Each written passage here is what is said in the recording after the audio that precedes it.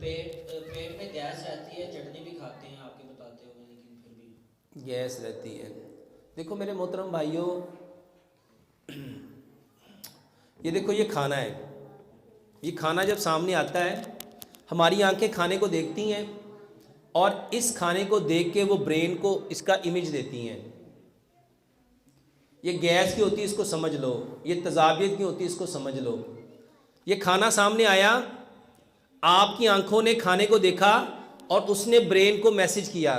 اب برین نے اس امیج کو لیا اور اس کو دیکھ کے، جو برین ہے وہ کھانے کو دیکھ کے اس کی تصویروں میں جو جو پڑا ہوتا ہے اس کو دیکھ کے وہ سیکریشن پروڈیوس کرتا ہے۔ لیکن جب یہ کھانا سامنے آیا اور ہمیں کھانے کو دیکھنے کے باوجود ہماری فکر یہ تھی کہ ابھی میں نے یہ کرنا ہے، یہ کرنا ہے، یہ کرنا ہے، یہ کرنا ہے، تو آنکھوں نے کھانے کو دیکھ کے اس کی امیج لی، اس نے برین کو دی، اور برین کہاں مصروف ہے، کہاں انگیج ہے؟ دوسرے کاموں میں۔ تو جب وہ دوسرے کاموں میں انگیج ہوگا تو جو برین کو آنکھوں نے پکچر دی ہوگی، کیا اس کو وہ ملے گی؟ جب اس کو تصویر ہی نہیں ملے گی تو وہ اس کو ہضم کرنے کے لیے سیکریشن بنائے گا؟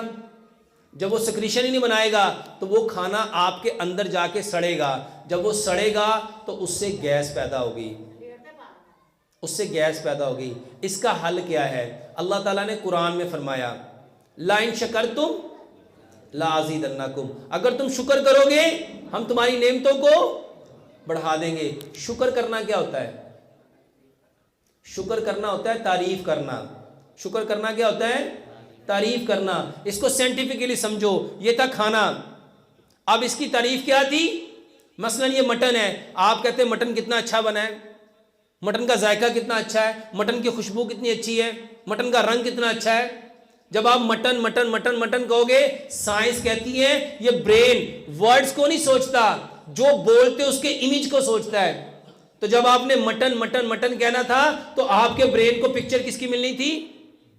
مٹن کی۔